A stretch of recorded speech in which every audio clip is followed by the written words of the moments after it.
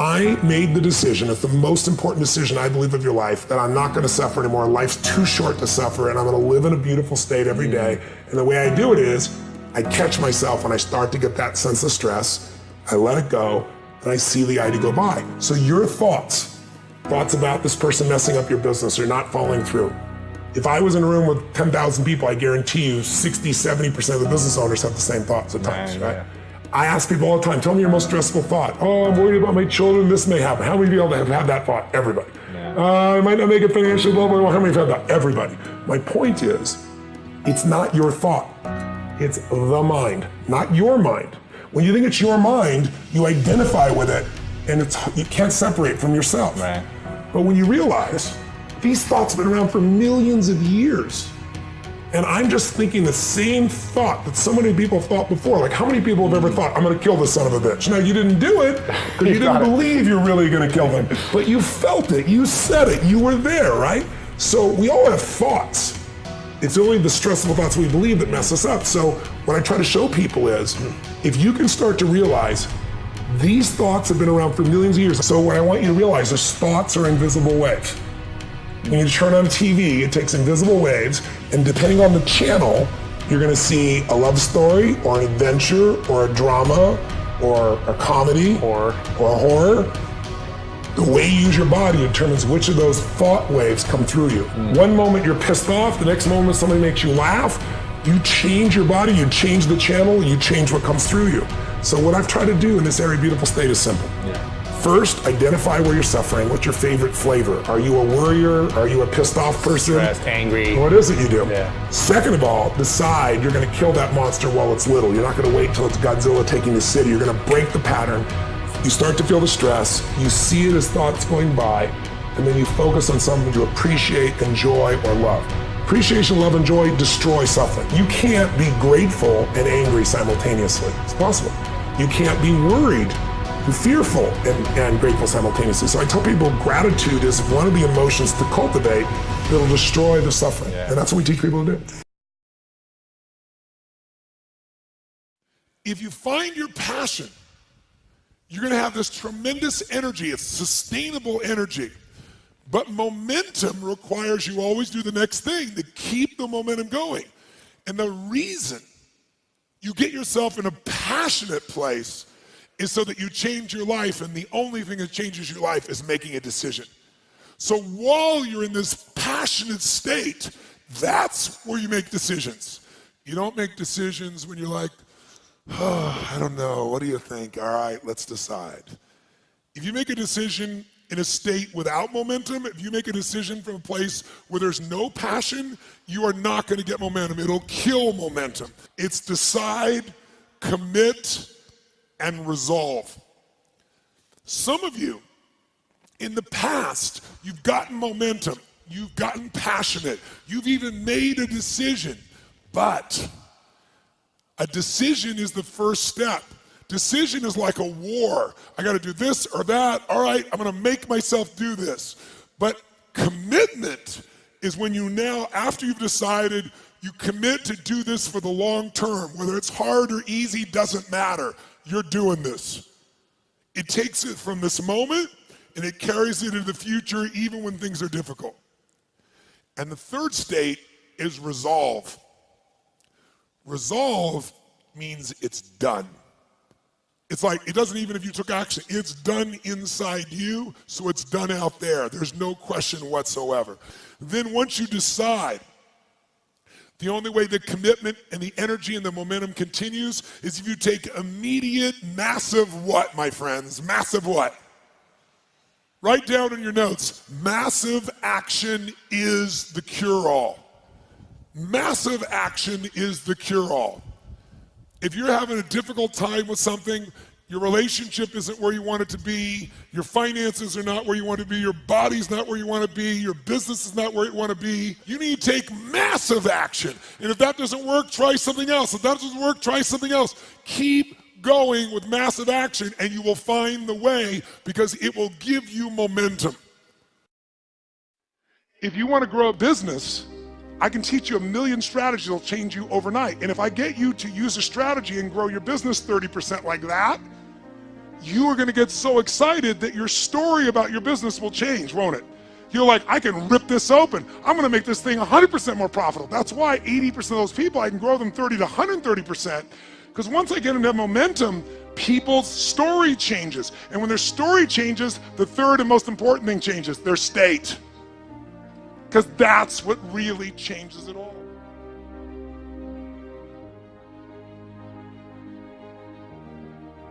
The ultimate question I'm always asking is, how do I help people to break through? The question is, what are you breaking through to? In essence, all of us at some level to feel alive have to always feel like we're growing. When people ask me, what does it take to be happy? I always tell them one word: progress.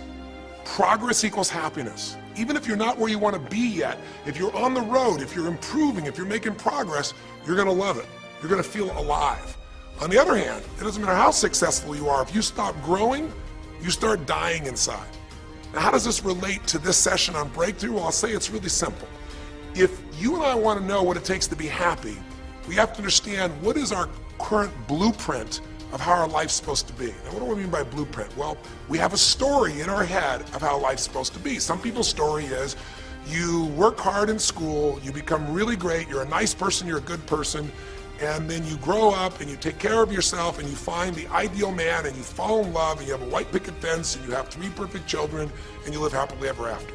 Somebody else's story, the old story was, you work really hard in school, you excel in college, you go to work for a big corporation, and you move up through the ranks until you're the president or chairman of the company and you become successful and respected throughout life.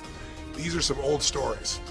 Obviously, the stories that we hear today of what people's lives are supposed to be like are completely diverse. We no longer have these little archetypes, but one archetype still seems to remain. And that archetype is, in order for you to really feel like you're enough, many people believe they have to achieve an enormous amount. They may do it in different ways today. They may do it by building a company and taking it public when they're 27 or 25 years old, or they find and create a new technology, or they become a very special doctor. But we live in a culture in the West that teaches people that you're not enough unless you do something really special and unique, and we define special and unique in interesting ways. A school teacher is not special and unique. A mother who stays home with her children day and night, sculpting their minds, their bodies, their souls, and their future is not special. We live in a world today where we treat teachers like they're nobody and pay them accordingly, and we wonder why our children seem to have challenges in learning and growing or being engaged in school. When we spend thousands of dollars on some item like a computer, but what we look at overall, we invest in for the teacher and for that person who's the personal connection with them is so small. We live in a society where many women look down and say, well, you're just a housewife, you're just a mother. See, some of the pain we have in our society is not because there's one right or one wrong approach, but because we try to make everybody fit into some particular approach to life. Here's what's going to make you happy or make you unhappy in life. It's real simple. Let's do a quick test. If you're in a situation right now where you look at your life, I know there's an area of your life that you probably feel pretty darn good about. Even if you're not happy with your finances, I bet you feel damn good close to your kids. Or if you're not close to your kids, maybe you don't have any kids, maybe you feel really good about your career. If you're doing not so good in your career, maybe you got a really great body that you've trimmed down or strengthened up, or you really shaped yourself the way you want, muscularly, or in the way you look. Or if that's not happening, maybe you feel a really special connection with God, or really close to your mother or father or your family, whatever. Almost everybody has an area of their life they feel really good about if they're honest and if they're fair to themselves. What's an area of your life you really feel happy about? I want you to think about it for a moment, truthfully. What's an area in your life today that if you wanted to be happy about it, you really could feel proud about it? You could feel like it's an area you're doing darn well in. And if you're really hard on yourself, there's still an area. What's an area? I want you to think of it right now. And I want you to think of that area, whether it's your body or your finances or your career or your intimate relationship or your relationship with your kids or your relationship with your creator, whatever it is. I want you to think about, why are you happy with that area of your life right now today? Why are you happy with that area of your life right now today? Really think about it. If you were in a seminar with me, I'd have you write this down. And if you can put me on hold here for a second, because I'd like to reveal to you what the formula is for happiness. And if I say there's a formula for happiness and here's what it is, you're going to go, yeah, sure, that's what he says. But if you put down the answer and we can see the formula is real without me telling you what it is, you get to look at your own life and say it matches. You're going to know this is right. So you could stop this right now if you want, put me on hold, and just write down what's an area of your life you're really, really happy about, you're really pleased with, or you could be if you wanted to focus on it. And why are you happy with that part of your life right now? Even if you're not happy with everything, what's the area you're happy with and why? Put me on hold right now, or if you're not going to do that, just think for a moment. Why? Specifically, be real. Why? Now, when I ask this, if you turn me back on now, if I ask this of an audience, I'll have people write this down for a few minutes, and I'll call on people, and I'll say, share with the person next to you first. What are you happy about, and why are you happy in that area? And be specific. And after they share, I'll have people stand up. I'll call on a variety of people, and I say, ma'am, tell me, what are you happy about? And she'll say, well, honestly, I'm really happy with my body. She goes, I never thought I'd say that, but I used to be so unhappy with it, and you know, I did some things, I pushed myself through, and now I exercise regularly, and I'm not perfect, but I feel fit, I feel strong, I feel energetic, and that's really, I don't know, it just feels good to me. Now, I say to everybody, I'm now going to show you what the formula for happiness is, and it's real simple. I want to reveal it to you so you don't ever forget it. Whenever you're happy with an area of your life, it's because right now, your current life experience, I call it your LC, your life conditions, the conditions of your life conditions in that area match or equal to your blueprint, your story, your belief about how life should be in that area. So this woman says to me, I'm really happy with my body because it's not perfect. Her blueprint is I don't need to be perfect, but it's so much better than it was. I'm fit and I'm strong and I have this energy. Her mental blueprint says I should be fit, strong, and have energy. I don't need to be perfect, but I should be that way. Well, when my life, my body matches how I think it should be, I feel good about my life. I'll ask somebody else. I'll say, tell me an area you're happy with. Someone else will say, well, I'm really happy with my career. And why? Well, I'm doing better than I even thought I would be. I'm ahead of the schedule of where I hoped I'd be at this stage. I'm working at this level in this company, and I have these skills and this ability, and it's even better than I thought.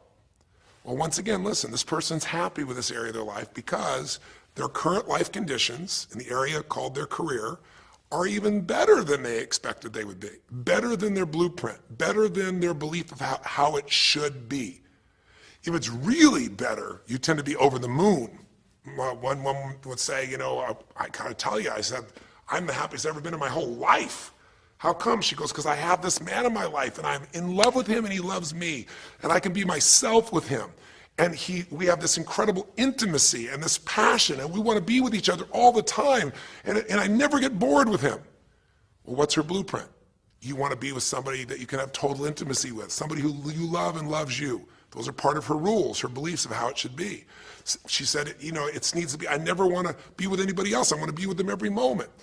Her blueprint about how life should be and the way she lives, her relationship's even better than she hoped. When it's better than you hope, you're going to be totally excited. So think about this then. What's an area you're not happy with? Let's see if we can find the formula for unhappiness. If the formula for happiness is to be able to meet your expectations or exceed them, that really makes you excited, but to be happy, you got to at least meet it. It doesn't have to be perfect. But if you generally are meeting what you expect you want from your life in that area, you feel good. Life conditions match blueprint, feel good. So what makes you feel bad?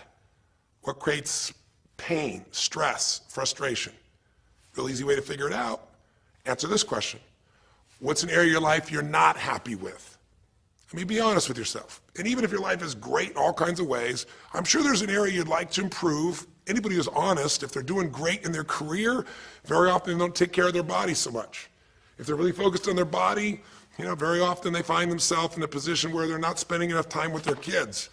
Or if they're spending time with their kids, their intimate relationship's not doing so well. Because it's the nature of human beings to focus on areas they feel comfortable with and strong in and give those time. And the areas they don't feel so strong and they go, I don't have time for it. What they're really saying is, I don't feel very competent in that area. So what's an area of your life that you are not as happy with? It's healthy, honestly, to look at areas and say, I don't like it, I want more. This whole concept of a breakthrough is about how do I close the gap between where I am right now and where I want to be. That's what we're here to do. It's like, here's where I want to be, here's where I am. It's healthy to see there's a gap. That makes me have this hunger, this drive to grow, to feel alive, to expand as a human being. So is it your body? Is it your finances? Is it your career? Is it your spiritual life or lack thereof in terms of feeling connected in that area? Is it your kids? Right? What's the area? What's the area that's not where you want it to be? And then answer for a moment, why aren't you happy with that area of your life right now? Why specifically today are you not happy with that area of your life at this stage of your time of your life? Again, you can stop this and write it down. Might be useful for you. Or if you're going to keep it running, stop it and you'll turn it right back on and I'll kick into it. Do that now. Or if you kept it running, then just I'll give you what happens. I have people write this down and they don't like this exercise so much.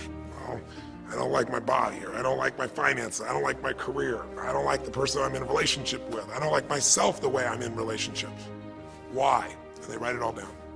Have people share back and forth. I call on people and the lesson's pretty clear. I tell people in advance, here's the formula for unhappiness. I'll show you before you do anything else.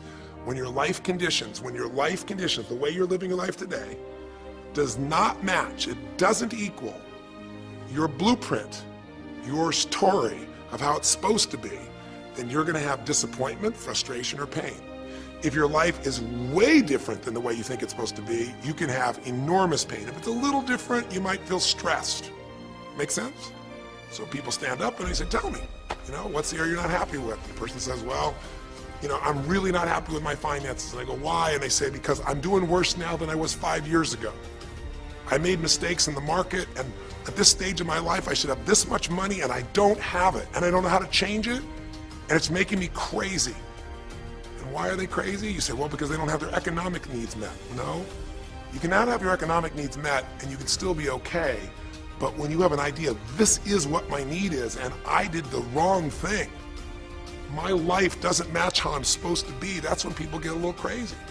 See, think about it. If you grew up taking care of folding your own clothes, making your own meals, going to the store, doing the grocery shopping, cleaning the bedroom, cleaning the house, vacuuming, taking out the trash, and you did that your whole life, then if you have to do that later on, you don't feel like you have economic pain because you don't have a maid. But if you grew up in an environment where everything was done for you, you never have to work, and now suddenly you have to work incredibly hard to just pay enough money to pay your bills, and all of a sudden food is building up and the house is dirty and your clothes aren't folded and nothing matches, you might find yourself really angry and frustrated because you have a different story about how life's supposed to be than how it is. Someone else will say, well, I'll tell you why, because I'm in a situation now where, I'm 30 pounds heavier than I should be. Should be is the key word. There are people in all cultures who love being big. There are people that will walk around and someone else might think they're massively overweight, but they'll go, I own this, honey, and they really, truly, they match their blueprint. Big is beautiful, because their idea is big is beautiful. I'm big, that's beautiful, matches my blueprint. Rock and roll, I'm happy as can be. Somebody else can look like a twig and be stressed out saying, I hate my body. Because their blueprint says I should be the skinniest thing on earth and I'm not skinny enough. Am I making sense? When your life conditions don't match your blueprint, you're going to have pain. But here's when you suffer. When I ask people, who here has been through the dark night of the soul? Who's been here in a situation where you feel like life isn't worth living, or we feel like a pain that just will never go away? And a lot of people write down those experiences, like Joaquin. So you'll begin to understand what the issue is I'm talking about here. Joaquin, if you recall, was in a situation where this man felt like there was no reason to live. He couldn't work, he couldn't do anything, his life was worthless. Why did he think that? Because he had a blueprint. And his blueprint said, I need to be an NBA basketball player, at least a professional basketball player. I need to be able to make money and have this great lifestyle because that's what makes me worthwhile as a human being. That's what makes my family respect me, my mother, my uncles, my aunts. I'm the successful one in the family and I make the money. I support everybody. He's a good man. He didn't come just to be successful. He took care of his mother, his family. He tried to be an inspiration for people. Joaquin Hawkins is a man who was always going out on his free time and training kids and showing them the pathway to freedom, how they could play basketball and get free like he did and get out of the inner city. So this man was not a selfish man, but he knew this is the way to be worthwhile. This is the way to be able to give to people. This is the way to take care of your family. And all of a sudden, one night, what happened? That way was taken from him. He has a stroke, And in the middle of the night, his life conditions make it impossible to be who he has to be, or he feels like he's worthless. You get it? We have an identity. We have a story of how we're supposed to be. And if life somehow gets in the way of that story, we feel pain. But if we feel we have no control, that's when we go into suffering. See, it's one thing to say my life doesn't match my blueprint, I got to lose weight. That might stress you out. Or my life doesn't match my blueprint, I'm not in a relationship, I got to get in one. That might motivate you even. You might not like it, but you're going to find a way to get in one. Or my career doesn't match how I should be, you could change it. But when you start believing that your life doesn't match your blueprint and you have no control to change it, you're helpless, that's when people suffer. And so this week for your breakthrough, it's a chance for you to start to take a look at your blueprint anywhere you're really having pain. Hey, look, if you're doing great in some area of your life, celebrate it, of course, and I'm sure there are many areas you are. But life is really a series of growth spurts. I mean, two things in life make you feel alive: growing and giving. And what's really wonderful about this man, Joaquin, is he was constantly growing, trying to get better, trying to be a better teammate, a better basketball player. Think about it. When he didn't make the teams and he didn't make the NBA, he didn't give up. He worked even harder. The guy was always striving to become something. And he became it, and he achieved it, and then life took it from him. Isn't that the common denominator with so many of the people in the stories of this 6-part series that you saw, these 6 specials? I mean, Frank and Kristen had a blueprint of what life was supposed to be about. We're supposed to get married and have children, and we're going to have our own business.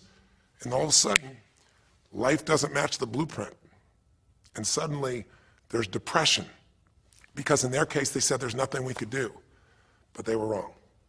They were wrong because they discovered, and Frank discovered, I can make a difference in my life. The chair, even though I didn't create this and didn't ask for it, this chair does not define me. I can become more than I was before. I can have the impact with my wife. I can have children.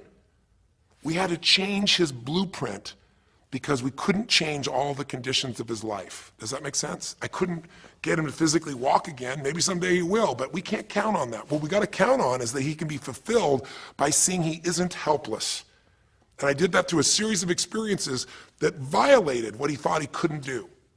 The same thing was true with almost every one of the people we worked with at some level. And in Joaquin's example, it was also true. Joaquin said, well, I can't ever have this quality of life again because I'm not a professional basketball player. And he was locked into that mindset, and all of us get locked at times. But to his credit, to a system of steps, we were able to break him out of that. We were able to get him to see that he isn't helpless. Because here's your choice. Watch this now. If you're suffering, if you're in pain, your life doesn't match how you think it should be, and you think you're helpless to change it, now you have only 3 choices.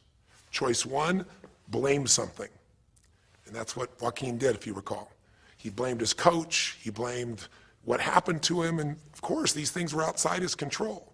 But he blamed his coach. And a big part of the healing, if you watch this session, was bringing his coach in and getting him to see, hey, you know what, all that anger, all that resentment inside of you, Joaquin, A, it's not based on the truth, and B, like Nelson Mandela said, having resentment in your soul is like drinking poison and hoping that your enemy will die. It doesn't work that way. And when Joaquin was able to break out, his breakthrough was a change in perception, to realize this coach wasn't stopping me. I just felt like I lost everything, and so I don't know how to change it, so I'm looking for something to be mad about, someone to blame, so I don't have to blame myself, or I don't have to feel so helpless. Because when you're angry, you don't feel so helpless. You feel strong for the moment, even though it's a fake strength. When he was able to make that breakthrough, he could stop blaming, because these are your 3 choices. When life doesn't match how you think it should be, blame something. An event, someone else, or yourself. As we talked about earlier in the series, blame games just destroy you. There's no progress when you blame. For the moment, you feel okay, but nothing changes. What are your real choices? You only have 2 choices in life. If life doesn't match your blueprint, you either have to change your life. That is, you got to say, you know what, my body isn't there, I'm going to go work out. My relationship isn't there, I'm going to change it. I'm not making what I got to make, I'm going to retool. I'm going to get a new skill. I'm going to go back to school. I'm going to start a business. I'm going to do something. You have to do something to change your life. Or, in order for you to be happy, if you can't change your life, you're going to have to change your blueprint. Usually in life, it requires a little bit of each. Does that make sense? And if you change your life and change your blueprint, you can have an extraordinary life. And what you witnessed this man do was once he let go of his anger and his denial, once he started to look at things, he began to find by spending time with his family that he was worthwhile being loved whether he played basketball or not. Of course, professional basketball was no longer a part of it. And we got to get Joaquin to shift that. And Joaquin is a metaphor for all of us. Because all of us are going to have times in our life when what we want or think life should be like isn't going to match how life really is. Those moments, if we blame, our life goes into pain. If we change, we can change our life and match our blueprint. But we have to also know when it's not within our control. And that's how we're able to make a shift and change what our story is for our life, what our expectations are, not by lowering them, but by changing what that model really is. I hope this makes sense to you. I'll give you a great example. Years ago, I do a lot of work with business people, celebrities, people of all kinds of walks of life. And I was dealing with a group of people, and they knew a very, very powerful celebrity. And to give that person privacy, I won't tell you too many details, so you can't figure out exactly who it is, but it would be a person who was very successful as a woman, who was extremely attractive by cultural standards, a woman who's had a lot of dear friends, a lot of deep respect, so great skill, great ability, extremely talented, quite attractive, quite wealthy in financial terms, and lots of great friends. This would be, for most people's idea, the ultimate blueprint. If your life matches that description, you must have an incredible life. But ironically, this particular individual, as famous as they were, was depressed all the time. They had seemingly everything, and yet the person was depressed. How do you get depressed when you're smart and you're strong and you're beautiful and you got great friends and you're rich and you're famous? Well, it's real simple. People said, I don't know what it is. Everyone's tried to help her. She's been through counseling. She's got all these different drugs. Nothing's working. She's taking antidepressants and she's still depressed, which is not uncommon, by the way. Because if you change the way you feel physically, but you still see your life doesn't match how you think it should be at some level, and you feel like you're helpless to change it, you're going to be depressed. So I said, bring her to me. I said, I can help her. I know that sounds like hyperbole, but I absolutely can help her. Well, how do you know that, Tony? Because I already know what the problem is. I know if someone's depressed, it's because they feel helpless because their life doesn't match how they think it should be. I just don't know what her blueprint is, but we'll find out what it is, and we'll either help her change her life or we'll help her change her blueprint or both. Long story short, and very quickly, I'll tell you the core of it. She came to me and she spent maybe the first half an hour telling me, apologizing, saying, I know I should be happier. I know it's silly for me to be depressed. I don't know why I'm so depressed. I know I should be grateful for what I have, and I am grateful. And it was all these reasons why she knows she should feel good, but still didn't. And I tried to finally explain to her, listen, I don't care about that. I care about you. The fact that you're not happy has nothing to do with what you have or don't have. The fact that you're not happy is that your life doesn't match the way you think it should be. And you have some idea of how you think it should be. And worse, if you're this depressed after all this time, you feel like you can't do anything. You have no power to change it. You feel helpless. And she looked at me in a certain way, and I said, so what is that? What did you want your life to be like? She goes, well, it sounds stupid. I said, it's not gonna sound stupid to me. She said, well, I don't know. I just always, since I was a little girl, dreamed that I would be married and I would have 3 basically perfect children, and they would love me totally, and I loved my husband, he loved me. And I said, okay, so how's that working for you so far? And she said, well, I think you know, she's a pretty famous person. She said, I'm divorced twice, I have no children, and I'm now X age. And to give you a clue, that age would be an age where having a child, your own natural child at least, barring a medical miracle, is not going to happen. So I said to her, well, why don't you just adopt? She goes, no, that's not it. And so what I had to dig under is, remember we talked in one of the earlier sessions about there's the surface problem and then there's the deeper desire or need. So I said to her, I said, well, what if you couldn't have the husband but you could have the kids? And she smiled and she said, I'd take that. I said, well, why not adopt a kid? She goes, no, it has to be my own blood children. So I kept digging to find out what was behind her blueprint.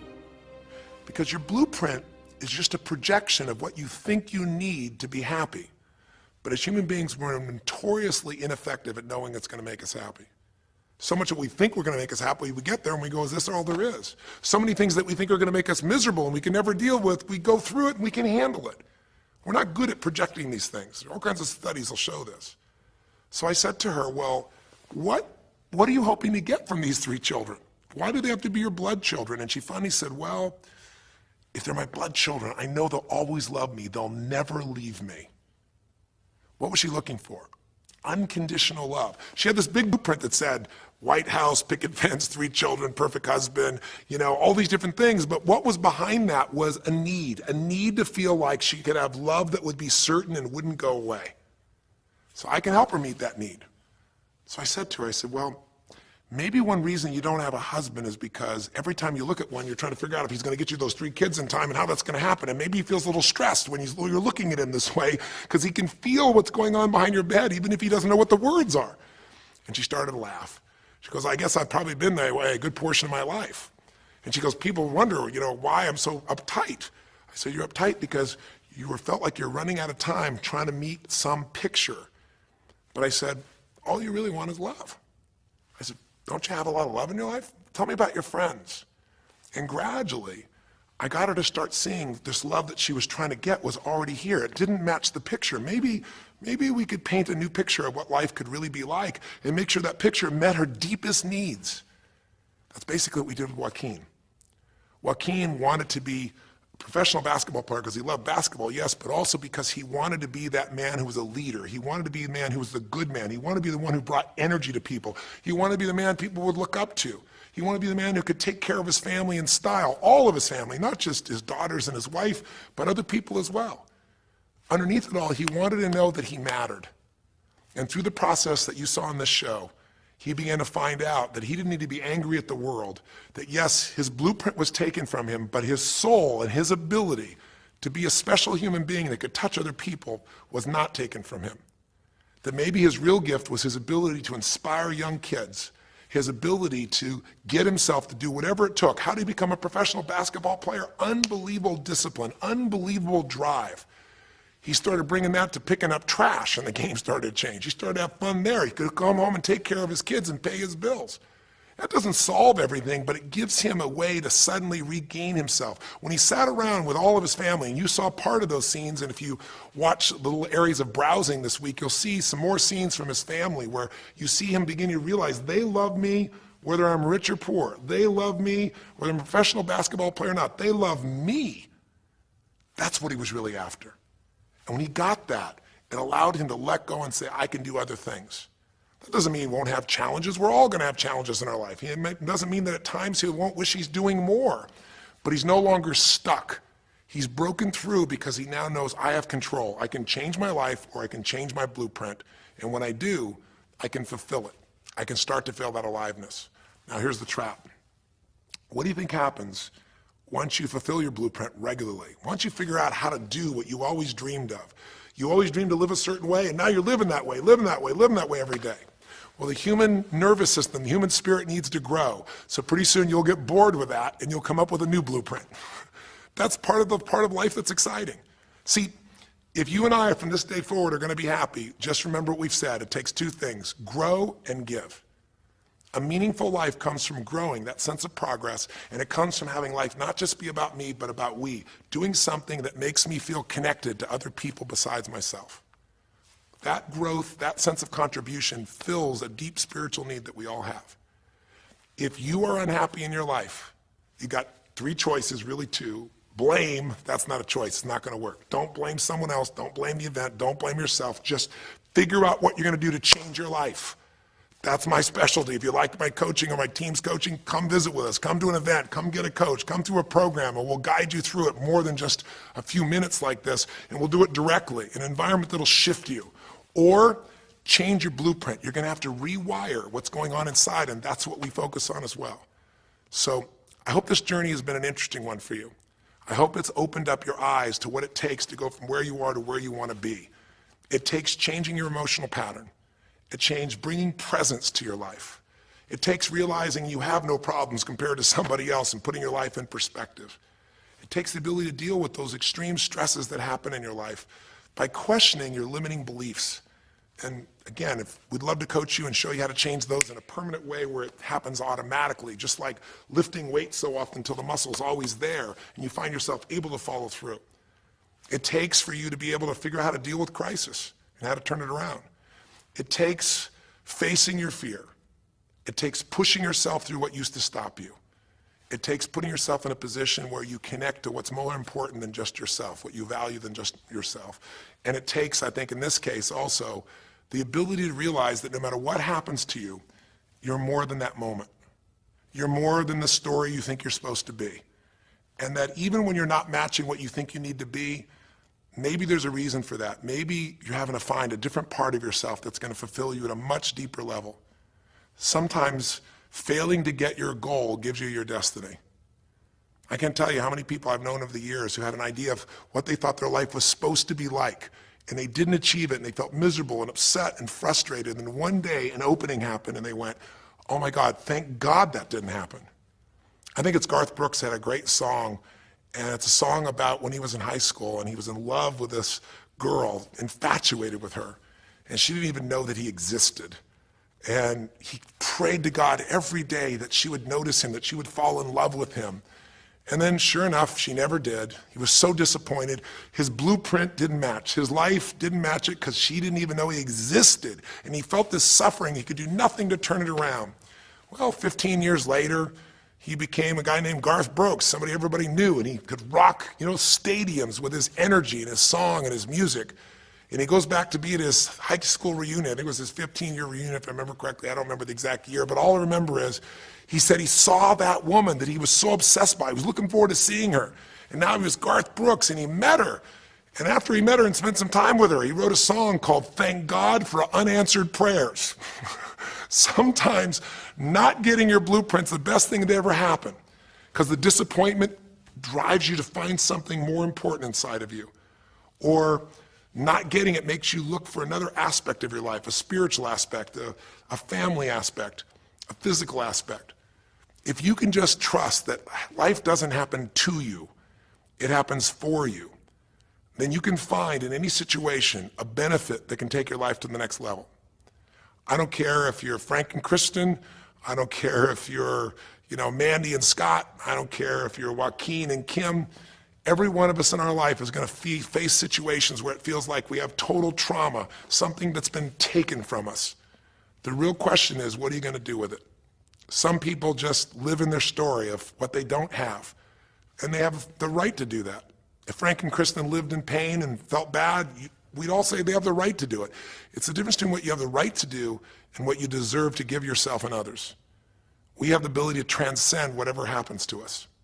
There's something called post-traumatic growth. Very few people know about it. Two people go through the same stress, one's destroyed, the other grows. What's the difference? The people that grow will not give up. They don't have any excuses. They find the way to break through whatever it takes. And when they do, three things happen. Number one, they realize who they really are and what they're capable of. They realize they're so much stronger than they thought they were. And number two, they deepen all their relationships. You want to know who really cares about you, who you love and who loves you? Go through some tragedy, go through some hard times. All your Facebook friends go away. Your real friends, your real family shows up for you, and you show up for them, and it deepens your relationships. And the third thing happens, if you can push yourself through and break through whatever challenges life gives you, is each time you have a breakthrough, you get stronger. And it almost like builds a psychological immunity in you, where suddenly, all of a sudden, it's like stuff happens, you know stuff's gonna happen, and you're not scared of it anymore. Because after you've been through a stroke, after you've been through, losing the use of some of your body or senses, after you lose a family member, and you break through to that, you get to the other side, it's like, give me your best shot, life. It's almost like there's this psychological immunity that says, I'm ready for whatever life will give me. I don't want challenges, but if they're here, I know I can handle them. That strength of spirit is what creates a sense of freedom and joy in life. And that strength of spirit basically comes from living a life where you are constantly and never-ending flinging away to improve yourself and to help others.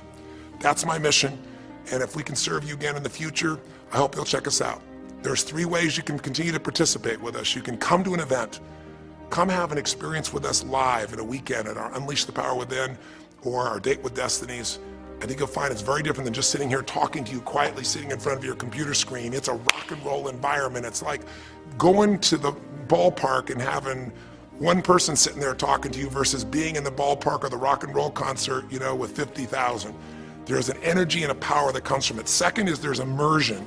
Here we talk for an hour, there's distractions and emails. There it's total focus, and we go for immersion where literally what we did here over 6 weeks, a few little conversations, all that happens over and over again, multiple times a day, and you get that shift. So come to an event or call up and get a coach.